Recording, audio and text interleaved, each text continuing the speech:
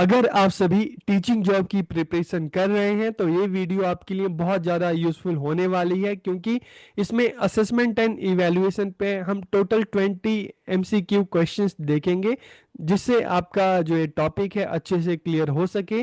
तो वीडियो पूरा देखिए और लास्ट में कमेंट करके अपना फीडबैक ज़रूर दीजिएगा। तो वीडियो को हम शुरू करते हैं। और देखिए पहला क्वेश्चन क्या पूछा गया है कि डैश परीक्षण किसी दिए गए विषय क्षेत्र में छात्रों की सीखने की सीमा को मापते हैं। ठीक है। Dash test measure the extent of student learning in a given content area. तो ऐसे टेस्ट कौन से होते हैं?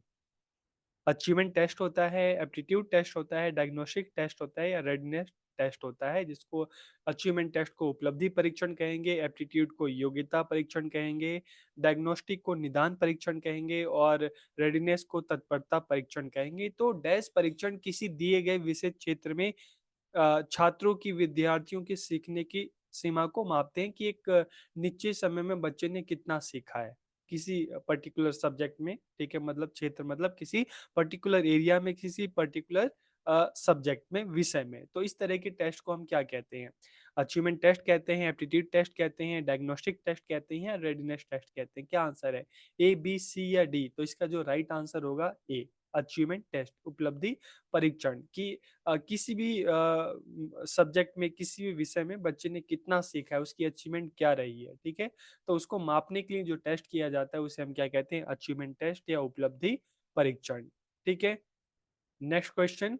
जब एक परीक्षण वह मापता है जिसे मापना चाहिए, मतलब किसी परीक्षण का निर्माण कुछ उद्देश्यों के मतलब उद्देश्यों को पूरा करने के लिए होता है। तो जब कोई परीक्षण, ठीक है, जिस लिए बना है उस चीज को मापता है, तो इस तरह के इसको हम क्या कहते हैं? ठीक है, ऑब्जेक्टिविटी कहते हैं, रिलायबिलिटी कहते हैं, वैलिडिटी कहते हैं, यूजिबिलिटी कहते हैं, प्रयोज्यता। ठीक है।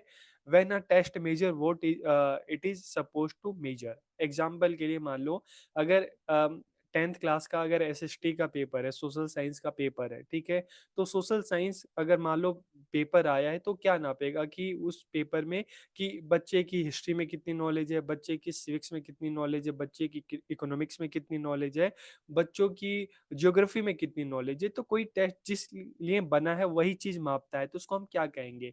ऑब्जेक्टिविटी कहेंगे, रिलायबिलिटी कहेंगे, वैलिडिटी कहेंगे या यूजिबिलिटी कहेंगे? क्या कहेंगे हम? ए, बी, सी या डी? तो इसका राइट आंसर क्या होता है? वैलिडिटी, वैधता। ठीक है, कि जो परीक्षण जिस चीज के लिए बना है उस चीज को मापता है। ठीक है, आगे हम बढ़ते हैं क्वेश्चन नंबर 3। अब क्वेश्चन नंबर 3 में क्या पूछा है? तो देखिए यहाँ पर पूछा है कि 25 साल के एक लड़के की आईक्यू क्या होगी जिसकी मानसिक आयु 16 वर्ष है। ठीक है, तो मतलब एक लड़का जिसकी एक्चुअल जो एज है वो क्या है? 25 ईयर, लेकिन दिमाग से अभी भी वो बच्चा है। ठीक है, जैसे एग्जाम्पल के लिए कोई मिल गया में ऋतिक रोशन, आपने देखा होगा कि बड़ा तो हो जाता है लेकिन शरीर से बड़ा हो जाता है, उम्र से बड़ा हो जाता है, लेकिन उसका दिमाग अभी भी बच्चों वाला रहता है। तो 25 साल के एक लड़के की आईक्यू क्या होगी जिसकी मानसिक आयु 16 वर्ष है? ठीक है, तो ए 64, बी 75, सी 80, डी 100। अगर मान लो फ्यूचर में अगर एक क्वेश्चन एग्जाम में आ जाता है, तो अगर आईक्यू लेवल पता करने के लिए क्या एक फॉर्मूला दिया है? ठीक है, फॉर्मूला क्या है?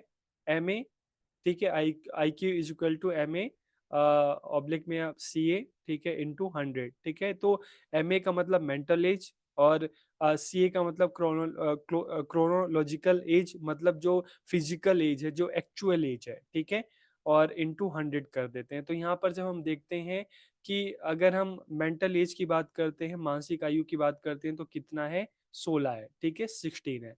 और अगर हम उसकी बात करें सी ए क्रोनोलॉजिकल एज, ठीक है, जो उसकी एक्चुअल आयु है वो कितनी है बच्चे की? जो है वो है 25। ठीक है, और अब इनको हम क्या करेंगे? मल्टीप्लाई कर देंगे। ठीक है, किससे करेंगे? 100 से। तो फिर आप जब इसको करेंगे तो एक्चुअल एज जो होती है वो आ जाएगी कि 16 को 25 से आपको क्या करना है? पहले भाग करना है, फिर जो भी आंसर है उसको 100 से मल्टीप्लाई कर दो।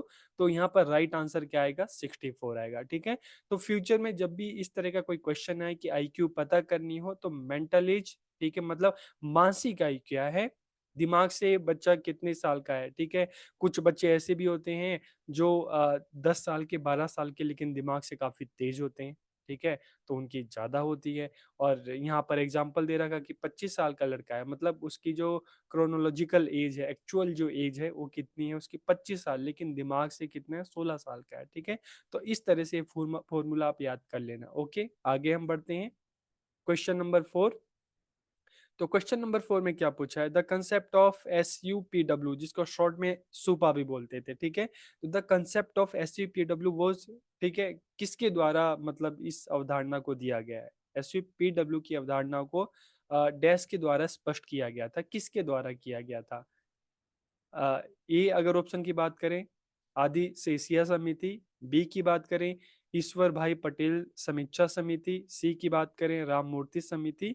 या डी की बात करें, संपूर्णानंद समिति। तो ये जो SCPW का जो कॉन्सेप्ट है, अब आप सोच रहे होंगे ना कि SCPW क्या है, सोशली यूजफुल प्रोडक्टिव वर्क। तो कहीं ना कहीं ये जो है आर्ट एंड क्राफ्ट से संबंधित रखता है। ठीक है, तो एक्चुअल में जब बीएड पहले क्या करते थे बच्चे, बीएड करते थे, डीएलएड करते थे, तो बीएड डीएलएड में साथ साथ फिलोसफी, साइकोलॉजी, सोशोलॉजी, ये सारी चीजें पढ़ाई जाती थी। साथ साथ बच्चों को आर्ट एंड क्राफ्ट भी पढ़ाया जाता था, ताकि स्कूल में जब बच्चे जाएंगे तो काम आएगा उनके। ठीक है, तो ये जो होता था आर्ट एंड क्राफ्ट की हम बात करें, SUPW का पार्ट होता था। तो इसकी जो सिफारिश थी किस समिति ने की। ठीक है, तो यहाँ पर राइट आंसर क्या होगा, ईश्वर भाई पटेल रिव्यू कमेटी, जिन्होंने 1977 में इसकी सिफारिश की। ठीक है, तो इसका जो राइट आंसर SUPW मतलब सोशली यूजफुल प्रोडक्टिव वर्क। ठीक है, आगे हम बढ़ते हैं। Question number 5। अब क्वेश्चन नंबर 5 में क्या पूछा है कि dash is to identify the level of performance of student, की विद्यार्थियों के प्रदर्शन स्तर की पहचान करना क्या कहलाता है। ठीक है, कि बच्चा कितना सीख रहा है, बच्चे ने कितना सीखा, बच्चे ने कितना समझा। ठीक है, तो उसके जो प्रदर्शन स्तर है उसका पता लगाना, उसकी पहचान करना क्या कहलाता है, मेजरमेंट कहलाता है, असेसमेंट कहलाता है, इवेल्युएशन है या टेस्ट है, क्या कहलाता है। Dash is to identify the level of performance of student, की बच्चे की अभी कितनी परफॉर्मेंस है, बच्चे ने कितना सीखा है। तो इसे हम क्या कहेंगे, इसे हम कहेंगे असेसमेंट आकलन। ठीक है, आगे हम बढ़ते हैं। Question number 6। अब क्वेश्चन नंबर 6 में क्या पूछा है कि विद्यार्थियों की शैक्षिक उपलब्धि को अंकों में व्यक्त करना, expressing the academic achievement of student in marks is called, कि बच्चे की जो भी अचीवमेंट है उसको जब हम नंबर में उसको व्यक्त करते हैं, जैसे मार्कशीट मिलती है ना आप सबकी, तो उसे क्या कहते हैं, इवेल्युएशन कहते हैं, मेजरमेंट कहते हैं, असेसमेंट कहते हैं, टेस्ट कहते हैं, क्या करते हैं। तो देखिए, जब हम नंबर्स की बात करते हैं ना, तो इसका मतलब क्या होगा, मेजरमेंट। ठीक है, मापन। विद्यार्थियों की शैक्षिक उपलब्धि को अंकों में व्यक्त करना मेजरमेंट कहलाता है। ठीक है, यहाँ पे नंबर्स की बात की जा रही है। आगे हम बढ़ते हैं। Question number 7। अब क्वेश्चन नंबर 7 में क्या पूछा है कि एक ऐसी प्रक्रिया जो विद्यार्थियों की उपलब्धियों, शिक्षण विधियों तथा शिक्षण उद्देश्यों की जांच करती है, कि एक निश्चित समय में बच्चे की शैक्षिक उपलब्धि क्या है। ठीक है, जिन विधियों के माध्यम से शिक्षक ने बच्चों को पढ़ाया वो विधियां कितनी सफल रही, और जिन शिक्षण उद्देश्यों को पूरा करने के लिए बच्चों को पढ़ाया गया वो शिक्षण उद्देश्य कितने सफल रहे। तो इन सब की जांच करना, जिसमें विद्यार्थी की उपलब्धि भी आ गई, शिक्षण विधियां भी आ गई, शिक्षण उद्देश्य भी आ गए, तो ये एक बहुत बड़ा टर्म आ जाता है। ठीक है, तो इसको इन सब की जांच करना क्या कहलाता है, टेस्ट कहलाता है, असेसमेंट, मेजरमेंट या इवेल्युएशन। तो यहाँ पर राइट आंसर क्या होगा, इवेल्युएशन, मूल्यांकन। ठीक है, आगे हम बढ़ते हैं। Question number 8। अब क्वेश्चन नंबर 8 में क्या पूछा है कि इसमें विद्यार्थियों के सभी पक्षों में हुए परिवर्तनों की जांच का कार्य शामिल है। This includes the work of examine the changes in all aspect of the student. All aspect का मतलब है, चाहे हम मेंटल बात करें, चाहे हम फिजिकल की बात करें, हम सोशल की बात करें, कल्चरल की बात करें, तो सभी एस्पेक्ट मतलब ऑलराउंड डेवलपमेंट की बात की जाती है। तो इसका संबंध किससे है, असेसमेंट से है, टेस्ट से है, मेजरमेंट से, इवैल्यूएशन से। तो देखिए, मैंने आपको अभी बताया ना कि इवैल्यूएशन का जो जो दायरा है वो बड़ा है, और ये सारी चीजें कहीं ना कहीं इवैल्यूएशन में ही आ जाती हैं। तो यहाँ पर राइट आंसर क्या होगा, इवैल्यूएशन। ठीक है, आगे हम बढ़ते हैं। Question number 9। अब क्वेश्चन नंबर 9 में क्या पूछा है, it is a quantitative process, की मात्रात्मक प्रक्रिया है। तो देखिए, मात्रात्मक मतलब जहाँ पे नंबर्स की बात की जा रही है, और आप अभी तक आप समझ चुके होंगे जब हम नंबर्स की बात करेंगे तो क्या होगा, मेजरमेंट आएगा। ठीक है, जब भी हम नंबर्स की बात करेंगे, हम क्वांटिटी की बात करेंगे, तो वहां पर मेजरमेंट आएगा। Okay, question number 10। यह शिक्षण और अधिगम के सुधार के लिए एक उपयोगी कक्षा अनुसंधान है। It is a useful classroom research for improving teaching and learning. तो देखिए, क्लासरूम रिसर्च, क्लासरूम कक्षा अनुसंधान मतलब क्लास में बच्चों को पढ़ाते पढ़ाते बच्चों से क्वेश्चन पूछना, ठीक है, पता लगाना क्वेश्चन के माध्यम से कि बच्चा कितना सीख रहा है, कितना नहीं सीखा, क्या दिक्कत है। तो क्लास में ये चीजें टीचिंग लर्निंग के टाइम पे चलती हैं, ठीक है। तो इसको हम जो निम्नलिखित जो अलग-अलग ऑप्शन है, हम किसको कहेंगे कि एक कक्षा अनुसंधान भी है, क्लासरूम रिसर्च भी है, ठीक है? तो इसका संबंध किससे है? टेस्ट से है, असेसमेंट से है, मेजरमेंट से, इवैल्यूएशन से है, किससे है? तो राइट आंसर क्या होगा? असेसमेंट। असेसमेंट को हम क्या कहते हैं? क्लासरूम रिसर्च भी कहते हैं, जो टीचिंग लर्निंग के दौरान चलता है, ठीक है? आगे हम बढ़ते हैं क्वेश्चन नंबर 11। अब 11 में क्या पूछा है कि यह पूरे वर्ष औपचारिक एवं अनौपचारिक रूप से चलता है। It goes on formally and informally throughout the year. क्या? Continuous evaluation, comprehensive evaluation, both A and B, या इनमें से कोई नहीं। तो देखिए, जब बात आ रही है पूरे वर्ष और औपचारिक एंड अनौपचारिक रूप से चलता है, मतलब इसमें क्वेश्चन में ही आंसर है कि पूरे वर्ष चल रहा है, ठीक है। तो मतलब क्या है? कॉन्टिन्यूअस, लगातार चलने वाला, सतत इवैल्यूएशन, सतत मतलब कॉन्टिन्यूअस इवैल्यूएशन, सतत मूल्यांकन जो पूरे साल भर चलता रहता है। ठीक है, क्लासरूम में भी बच्चों की ऑब्जर्वेशन होती है, क्लास के बाहर भी बच्चा कितना सीख रहा है, कितना समझ रहा है, ठीक है। तो इसे हम कहते हैं कॉन्टिन्यूअस इवैल्यूएशन, सतत मूल्यांकन। ओके, नेक्स्ट क्वेश्चन है, इसमें शारीरिक, मानसिक, सामाजिक, नैतिक, संवेगात्मक विकास सम्मिलित है, मतलब ऑलराउंड डेवलपमेंट सम्मिलित है। इसमें सभी पक्षों को शामिल किया जाता है। तो क्या कॉन्टिन्यूअस होगा, कॉम्प्रिहेंसिव होगा, ए एंड बी बोथ, या डी इनमें से कोई नहीं? तो देखिए, जब सभी सारे एस्पेक्ट की बात की जा रही है ना कि बच्चा क्लास में कैसा है, क्लास के बाहर कैसा है, ठीक है, वो जब बच्चे की होल डेवलपमेंट की बात की जा रही है, होलिस्टिक डेवलपमेंट की बात की जा रही है, ठीक है, पढ़ाई के साथ साथ और क्रियाओं के बारे में भी पता लगाया जा रहा है कि बच्चा और भी कौन-कौन सी चीज़ों में अच्छा है, तो फिर इवैल्यूएशन का दायरा बढ़ जाता है और उसे हम कहते हैं कॉम्प्रिहेंसिव, जिसमें पढ़ाई के साथ-साथ खेल-कूद, डांस, गाना, ये सारी चीज़ें इसमें शामिल हो जाती है, ठीक है? तो इसलिए इसको कॉम्प्रिहेंसिव व्यापक कहा जाता है, इसका दायरा बहुत ज़्यादा बढ़ जाता है, ठीक है? आगे क्वेश्चन नंबर 13। अब 13 में क्या कहा गया है कि इनको 2 भागों में बाँट सकते हैं, संज्ञानात्मक एवं सह-संज्ञानात्मक, ठीक है? These can be divided into two parts, scholastic and co-scholastic, जिसको co-curricular भी आप कह सकते हैं, ठीक है। पाठ क्रियाएं या पाठ सहगामी क्रियाएं। तो किसको दो भागों में बांटा जा सकता है? कॉन्टिन्यूअस इवेल्युएशन को, कॉम्प्रिहेंसिव को, ठीक है, दोनों को या किसी को नहीं? तो देखिए, हम जब बात करते हैं ना, कॉन्टिन्यूअस तो मतलब साल भर चलता रहता है, और कॉम्प्रिहेंसिव की जब हम बात करते हैं ना, तो इसको दो पार्ट में बाँट सकते हैं कॉम्प्रिहेंसिव को। कौन-कौन से में? संज्ञानात्मक और सह-संज्ञानात्मक। संज्ञानात्मक मतलब कि बच्चा पढ़ाई-लिखाई में कैसा है, और सह-संज्ञानात्मक मतलब पढ़ाई-लिखाई के साथ-साथ बाकी की जो स्कूल में क्रियाएँ हैं, खेल-कूद है, म्यूज़िक है, आर्ट एंड क्राफ्ट है, उसमें कैसा है। तो यहाँ पर राइट आंसर क्या होगा? कॉम्प्रिहेंसिव। ठीक है, देखिए, क्वेश्चन के माध्यम से आपको यूनिट 2 समझाने की कोशिश कर रहा हूँ, ठीक है? इसलिए इस तरह के क्वेश्चन जो हैं डेवलप किए हैं, ताकि आपको क्वेश्चन के माध्यम से आपको टॉपिक समझ में आ जाए। ओके, आगे बढ़ते हैं।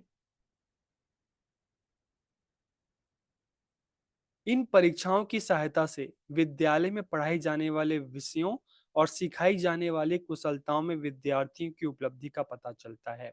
With the help of this examination the achievement of the student in the subject taught in the school and the skill taught in, ठीक है, मतलब ये सारी चीजें बच्चों का पता चलती है किन परीक्षाओं के द्वारा?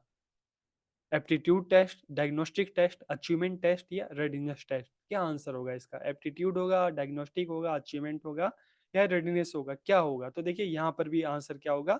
अचीवमेंट टेस्ट, उपलब्धि परीक्षण। तो उपलब्धि परीक्षण की सहायता से विद्यालय में पढ़ाई जाने वाले विषयों और सिखाई जाने वाली कुशलताओं की, जो बच्चों को अलग अलग विषय पढ़ाए जा रहे हैं, उनको जो स्किल सिखाई जा रही है, तो बच्चा कितना सीख रहा है, कितना समझ रहा है, उसको क्या दिक्कत हो रही है, बच्चे ने कितना सीखा है, तो ये सारी चीजें किसके द्वारा पता लगाई जाती है?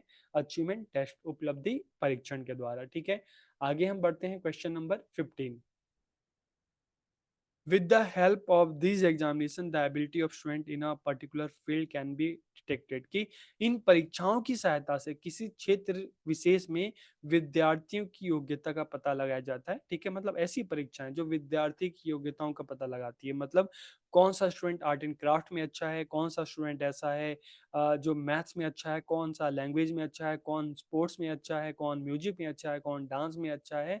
ठीक है, तो मतलब इस तरह के जो टेस्ट हैं जो किसी पर्टिकुलर एरिया में बच्चों की योग्यता का पता लगाती है कि अच्छा ये बच्चा है इस फील्ड के लिए बना है। तो इस तरह के टेस्ट को हम क्या कहते हैं? एप्टीट्यूड टेस्ट कहते हैं, डायग्नोस्टिक टेस्ट कहते हैं, डायग्नोस्टिक टेस्ट या अचीवमेंट टेस्ट या रेडीनेस टेस्ट, कौन सा टेस्ट कहते हैं? योग्यता परीक्षण, निदान परीक्षण, उपलब्धि परीक्षण या तत्परता परीक्षण क्या हम कहते हैं? तो देखिए, इस तरह का जो टेस्ट है ना जो विद्यार्थी की योग्यता का पता लगाता है, तो क्या है? एप्टीट्यूड टेस्ट, योग्यता परीक्षण किसी भी पर्टिकुलर एरिया में। ठीक है, अक्सर क्या होता है बच्चे 9th और 10th क्लास में आके ना, कुछ बच्चों को तो अपना गोल पता होता है, कुछ बच्चों को ही नहीं पता होता कि मुझे क्या अच्छा है लगता है, क्या अच्छा नहीं लगता, मैं किस फील्ड के लिए बना हूँ। तो ऐसे बच्चों के लिए एप्टीट्यूड टेस्ट होता है जिसके द्वारा उनको पता चलता है कि वो किस एरिया में बेहतर प्रदर्शन कर सकते हैं। ठीक है, आगे बढ़ते हैं, क्वेश्चन नंबर 16। अब यहाँ पे पूछा है कॉन्टिन्यूएशन कॉम्प्रिहेंसिव इवैल्यूएशन की जब हम बात करते हैं ना, इसको शॉर्ट में सीसी कहते हैं। ठीक है, तो सीबीएसई ने इसको किस ईयर इसको लॉन्च किया था? ठीक है, किस साल इसको शुरू किया था? 2005, 2009, 2013 या 2017, किस साल शुरू किया था? ठीक है, तो यहाँ पर मैं आपको हिंट भी देता हूँ कि उसी साल राइट टू एजुकेशन एक्ट आया था और उसी साल रमसा राष्ट्रीय माध्यमिक शिक्षा अभियान भी आया था। तो बताइए किस साल? 5, 9, 13 या 17? तो राइट आंसर क्या होगा? 2009। ओके, आगे हम बढ़ते हैं, क्वेश्चन नंबर 17। 17 में क्या पूछा है कि इनका निर्माण, मतलब ऐसा कौन सा टेस्ट है जिसका निर्माण विशेषज्ञ और मनोवैज्ञानिकों के द्वारा किया जाता है?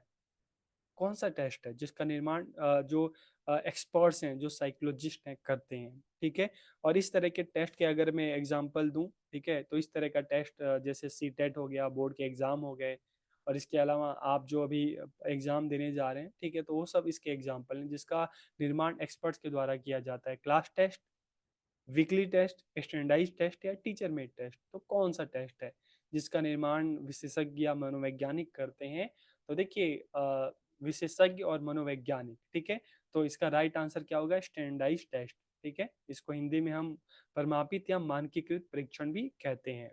ओके, आगे हम बढ़ते हैं, क्वेश्चन नंबर 18। 18 में क्या पूछा है कि इनका प्रकाशन किसी संस्था या व्यापारिक फर्म के द्वारा किया जाता है, कि ऐसा टेस्ट जिसका जो प्रकाशन है, ठीक है, कोई पर्टिकुलर एजेंसी करती है।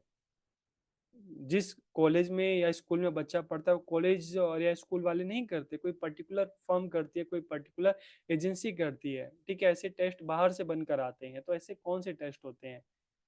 स्टैंडर्डाइज टेस्ट है, क्लास टेस्ट है, टीचर मेड टेस्ट है, वीकली टेस्ट है। तो इसका भी क्या आंसर होगा? इसका भी होगा स्टैंडर्डाइज टेस्ट। ठीक है, अब इन क्वेश्चन के माध्यम से आप समझ सकते हैं कि स्टैंडर्डाइज टेस्ट क्या होते हैं, परमाणुकृत या मानकीकृत परीक्षण क्या होते हैं। ठीक है, कि जिनका निर्माण एक्सपर्ट करते हैं और जो एक ही बार में लाखों बच्चे एक साथ उसको बैठ कर देते हैं। जैसे मैंने आपको बताया सी टेट का हो गया, ठीक है, नेट का पेपर हो गया, आप जो एग्जाम अब देंगे टीचर का, ये सारे जो टेस्ट होते हैं स्टैंडर्डाइज टेस्ट होते हैं। ठीक है, आगे हम बढ़ते हैं, और जितने भी एप्टीट्यूड टेस्ट हम बात करते हैं, इंटेलिजेंस की बात करते हैं, सारे के सारे स्टैंडर्डाइज टेस्ट होते हैं।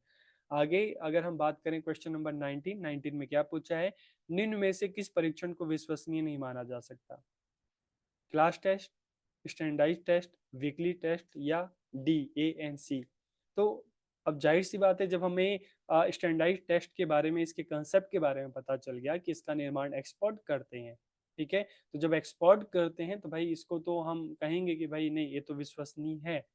तो कौन सा नहीं है? जो क्लास टेस्ट होता है और जो वीकली टेस्ट होता है, इसको हम विश्वसनीय नहीं कर सकते, क्योंकि ये टीचर अपनी हिसाब से इसको अपने हिसाब से अपनी सुविधा के हिसाब से और बच्चों के हिसाब से इस तरह के तैयार करते हैं। ठीक है, तो इसलिए इसको हम पूरी तरीके से हम इसको मतलब इसको स्टैंडर्डाइज नहीं कह सकते, क्योंकि इसमें टीचर अपनी सुविधाओं का भी ध्यान रखते हैं। ठीक है, कई बार तो ऐसा भी होता है कि खुद से ना बना के किसी दूसरे से बनवा लिया। ठीक है, कई बार ऐसा भी होता है कि पुराने पेपर है उनमें से देख के बना लिया। तो इसलिए इस तरह के जो टेस्ट को हम ज़्यादा विश्वसनीय नहीं मान सकते। ठीक है, आगे हम बढ़ते हैं, the characteristics of standardized test is कि मानकीकृत परीक्षण की क्या विशेषता है? रिलायबल है, वैलिड है, ऑब्जेक्टिविटी है, कॉम्प्रिहेंसिवनेस है, डिफरेंशिएशन है, प्रैक्टिकलिटी है, या सभी हैं। ठीक है, तो अब इस क्वेश्चन को रखने का मेन मकसद ये था कि क्योंकि कई बार ये पूछ लेते हैं कि जो मानकीकृत परीक्षण है, जो स्टैंडर्डाइज टेस्ट है, तो उसकी क्या विशेषता है, तो आपको विशेषता पता होनी जरूरी है। ठीक है, वैलिडिटी मतलब कि जिस उद्देश्य के लिए पेपर बनाया गया है उस उद्देश्य की पूर्ति करे। रिलायबिलिटी का मतलब है कि जो पेपर है, ठीक है, उसका रिजल्ट चाहे मतलब वो उसका जो रिजल्ट है उसमें कुछ ज़्यादा फ़र्क ना आए। मान लो आपने पेपर दिया, ठीक है? तो आपने पेपर दिया, अब चाहे उसको 5 लोग चेक करें, उसको 10 लोग चेक करें, लेकिन आपके मार्क्स में ज़्यादा फ़र्क ना आए, ठीक है? तभी हम उसको रिलायबल कहेंगे। और मान लो एक ने चेक किया, आपके 100 में से 100 आए, दूसरे ने चेक किया, आपके 100 में से 50 आए, तो क्या उसको रिलायबल कहेंगे? नहीं, ठीक है? ऑब्जेक्टिविटी की अगर हम कहेंगे तो ऑब्जेक्टिविटी का मतलब, वस्तुनिष्ठता का मतलब है कि किसी तरह की कोई बायसनेस या भेदभाव ना हो। अक्सर बच्चों का ये होता है ना कि नहीं हमने तो पूरा किया था, नंबर हमारे अच्छे नहीं आए, काट लिए होंगे लग रहा है। तो ऑब्जेक्टिविटी का मतलब है कि इस तरह का कोई भेदभाव ना हो, कोई बायसनेस ना हो। कॉम्प्रिहेंसिवनेस का मतलब है कि पूरा सिलेबस कवर करे। ठीक है, पूरा सिलेबस सभी चैप्टर में से क्वेश्चन आए, तो इस तरह का, इसलिए हम उसको कहते हैं कॉम्प्रिहेंसिवनेस। डिफरेंशिएशन का मतलब है कि उस टेस्ट को देने के बाद उस टेस्ट के द्वारा कौन से बच्चे क्लास में बहुत अच्छे हैं, ठीक है, कौन से बच्चे मतलब अबो एवरेज हैं, कौन से बच्चे एवरेज हैं, कौन से बच्चे बिलो एवरेज है, उसका पता चले। इस तरह के टेस्ट होने चाहिए। ऐसे टेस्ट ना हो कि सभी के सभी बच्चे 100 ला रहे हैं, या ऐसे टेस्ट ना हो कि सभी के सभी बच्चों को 0 आ रहे हैं। ठीक है, तो टेस्ट ऐसे होने चाहिए जिससे क्लास में बच्चों के बारे में कौन अबो एवरेज है, कौन एवरेज है, कौन बिलो एवरेज है, उसका पता चले। और प्रैक्टिकलिटी का मतलब है कि जो टेस्ट बनाए जाए उसको यूज भी किया जा सके। ठीक है, ज़्यादा महंगे ना हो, आराम से उसको अप्लाई किया जा सके बच्चों पे, तो इसलिए तो ये सारी विशेषताएं हैं। ठीक है, आगे हम बढ़ते हैं। अब ये विशेषताएं समझ में आ जाती है ना, तो आप इनमें से कोई भी इस तरह से क्वेश्चन आ जाएगा तो आप उसको आराम से कर सकते हैं। ठीक है, आगे हम बढ़ते हैं। लास्ट क्वेश्चन 21, इसमें क्या पूछा है कि यह व्यवहार अध्ययन की वह विधि है जिसमें व्यक्ति विशेष का समग्र रूप से उसी के परिवेश में अध्ययन किया जाता है ताकि उसके व्यवहार और व्यक्तित्व के सभी पक्षों की जानकारी प्राप्त हो सके। ठीक है, मतलब इस तरह के जो स्टडी है उसमें किसी भी इंडिविजुअल का, उसका जो अ, अतीत है, उसका वर्तमान है, ठीक है, उसकी पूरी मतलब उसका अध्ययन किया जाता है ताकि बच्चे के बारे में अच्छे से पता चल सके, और इसी के आधार पर उसको फ्यूचर के लिए गाइड किया जाता है। ठीक है, तो मतलब किसी भी इंडिविजुअल की डिटेल स्टडी, तो इस तरह की स्टडी को हम क्या कहते हैं? ग्रुप स्टडी कहते हैं, क्लास स्टडी कहते हैं, डीप स्टडी कहते हैं, या केस स्टडी कहते हैं, क्या कहते हैं इस तरह की स्टडी को? तो देखिए, जब हम किसी इंडिविजुअल की बात करें ना, किसी व्यक्ति की डिटेल स्टडी की बात करते हैं ना, तो इस तरह की स्टडी को क्या कहते हैं? केस स्टडी, व्यक्तिगत अध्ययन, या इसको व्यक्तिक अध्ययन भी कहते हैं।